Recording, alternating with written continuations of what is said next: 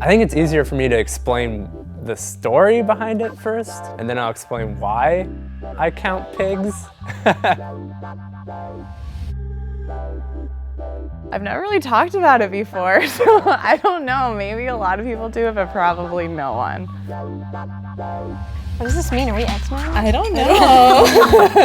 I remember as a kid, I was really short. Like my growth spurt didn't come till later in life, so I was constantly looking up at people. And I just remember thinking in my head, how many people would it take to reach the ceiling? And then it turned into like a game of Tetris in my head of trying to stack various people. What if I laid them on their sides? What if I laid them on this side?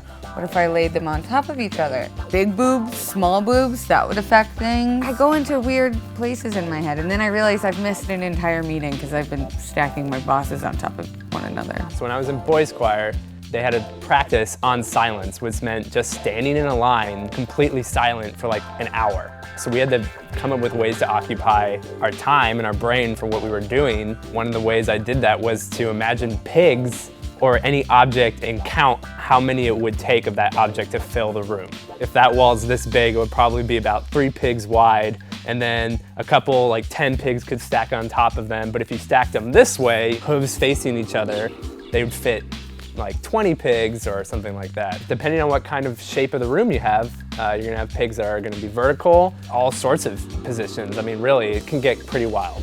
You both kind of play the same game. You count pigs? What? Oh, well, like. My thing is that it's the ceiling. Right, do you use the people that are already in the room? Yeah. Oh, so that's way too complicated. My brain, I don't think could function like that. Really? I have to use people or animals that are all the same size, right? Why pigs? I don't know. It's not just pigs, it's like farm animals. But pigs is the best thing to snack. Okay, that's weird. I like to have really bad OCD, so I like have to count things and stack things. Oh, mine's just for fun. Mine's not like I have to do that. I'm just like, yeah, for sure. Is it relaxing? No, I'm glad you count things though. Yeah, that is, I don't know anyone else that does this. Yeah. You wanna be friends?